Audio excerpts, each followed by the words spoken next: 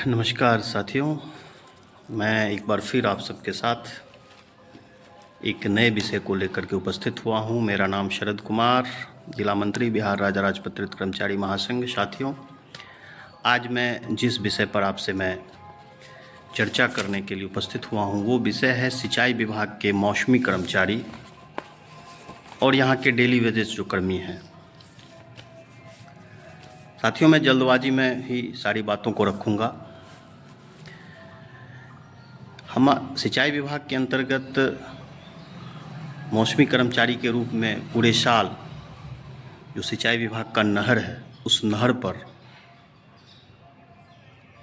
जब पानी नहर में चलती है और उस वक्त जब वो किसान के खेत में पहुंचता है तो उसके नहर के देखरेख के लिए जगह जगह उनका जो स्लुइस गेट बना हुआ है, पानी को कहाँ रोकना है, कहाँ पानी का बहाव तेज़ करना है, या जो भी वो प्रक्रिया है, उस प्रक्रिया के देख रेख के लिए मौसमी कर्मचारी वो खरीफ और रबी फसल के पीरियड में रखते हैं।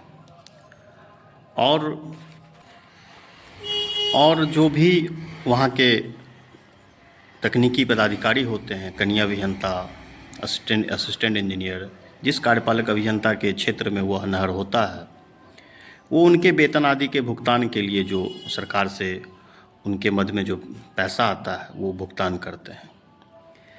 इसी प्रकार से जहाँ तहाँ सिंचाई विभाग का आईबी है, निरीक्षण भवन बना हुआ है, वहाँ खानसमा के रूप में लोग कार्यरत हैं, माली के रूप में कार्यरत हैं, कार्यालय में साफ़ सफाई करने के लिए पार्ट टाइम स्वीपर हैं। तो उन सब की भी भुगतान उसी मद से जो है सो वो की जाती है। इस बीच में साथियों, पिछले वर्ष से ऐसा हुआ कि सरकार ने, जल संसाधन विभाग ने इस प्रकार के कर्मचारियों के भुगतान के लिए और काम करवाने के लिए एक गाइडलाइन बनाया कि मान लीजिए मौसमी कर्मचारी हैं तो वो उस क्षेत्र के नहर के कितने आरडी पर कितने लोग रहेंगे, किस गेट पर कितने लोग रहेंगे। क्योंकि होता ये था कि जो स्थानीय तकनीकी पदाधिकारी थे या स्थानीय अभियंता जो भी थे, तो वो ठीक ढंग से वो मौसमी कर्मचारी का उपयोग हर जगह नहीं कर पाते थे।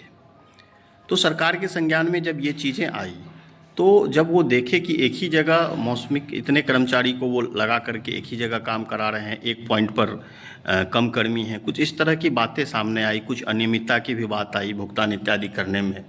तो उन्होंने एक गाइडलाइन बनाया। उस गाइडलाइन को उन्होंने एसओपी का नाम दिया। एसओपी, जी हाँ, स्टैंडर्ड ऑपरेटिंग प्रोसीजर, मानक संचालन प्रक्रिया। तो ये जो मानक संचालन प्रक्रिया है, एसओपी जो इन्होंने बनाया, स्टैंडर्ड ऑपरेटिंग प्रोसीजर, इसमें ये सरकार ने ये तय करके दिया कि आपके नहर के विभिन्न बिंदुओं पर आप इतने इतने कर्मी को रखेंगे। जहाँ पे 2 लोगों की ज़रूरत है वहाँ आप 2 लोग को ही रखेंगे। उन्होंने एक बना दिया एक गाइडलाइन, और उस गाइडलाइन के तहत कार्य कराने की बात आई। अब ये एसओपी का मतलब ये नहीं हुआ, एसओपी जो वो बनाए थे इसका मतलब ये नहीं हुआ कि जो मौसमी कर्मचारी पहले से काम कर रहे हैं उसको हटा देना। वो ये कह रहे हैं कि उनको उस जगह, एक ही जगह जो आप इतने कर्मी को रखे हैं, या कहीं किसी पॉइंट पर लोग कम हैं, किसी पॉइंट पर लोग ज़्यादा हैं, उसका प्रबंधन जो स्थानीय कार्यालय में जो तकनीकी पदाधिकारी थे वो ठीक से नहीं कर पा रहे थे, तो उनके लिए एक दिशा निर्देश जारी कर दिया गया। अब उस एसओपी के नाम पर एक अजीब तरह का अफवाह फैलाया गया, एक हवा बनाया गया कि अब एसओपी आ गया, अब आप हट जाएंगे, आप चले जाएंगे। इस तरह का जो है सुभ्रम फैलाया गया।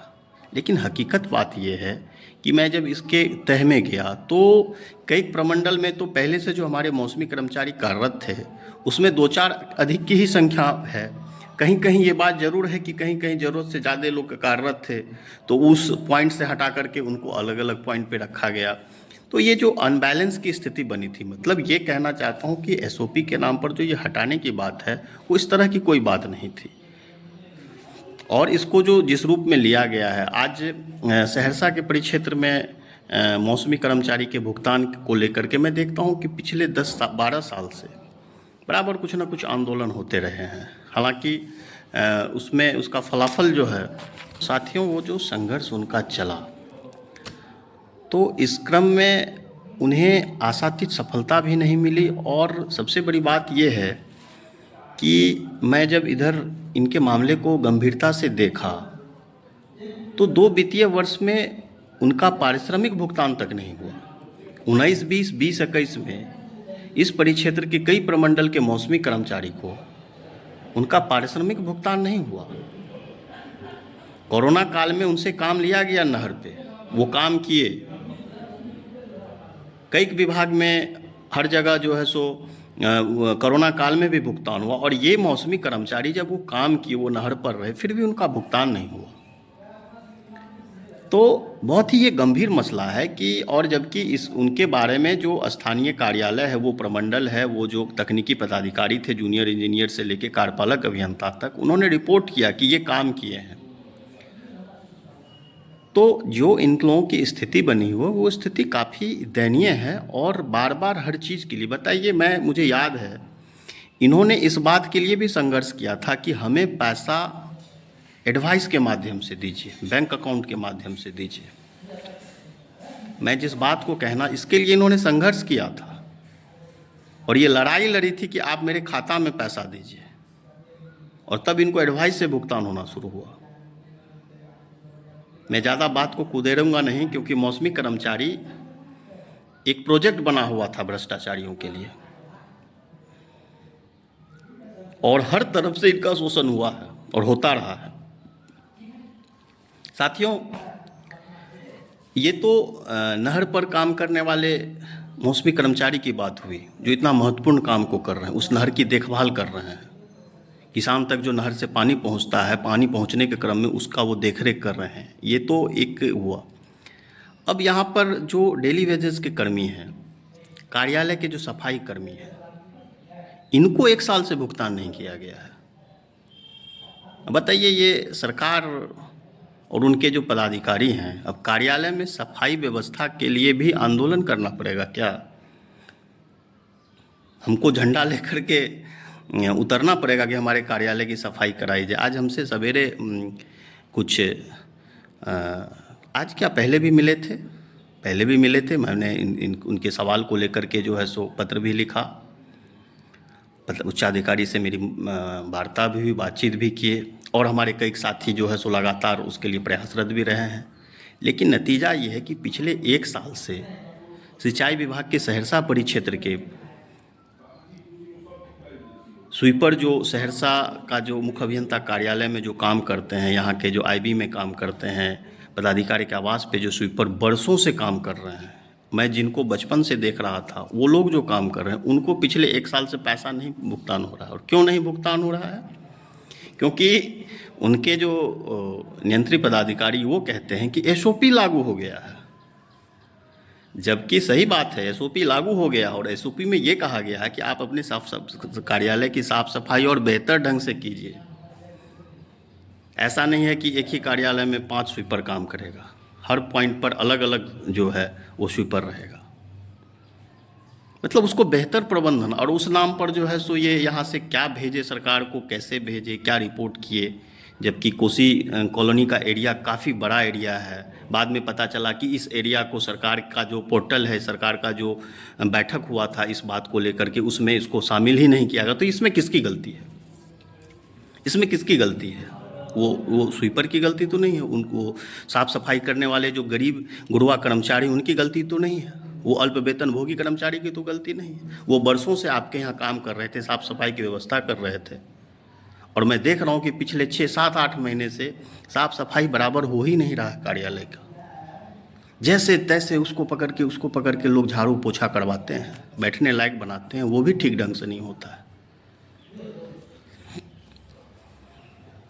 6,000 7,000 करोड़ का प्रोजेक्ट चलता है, और वहाँ एक सफाई कर्मी को भुगतान करने के लिए, अब तो आलम ये था कि मार्च में सुनने को मिला कि 5 लाख रुपया मिला भी आवंटन, उस रुपया को भी ये लोग भुगतान नहीं करा सके ट्रेजरी के माध्यम से। पता नहीं किस इंतजार में रह गए और क्या मंशा है।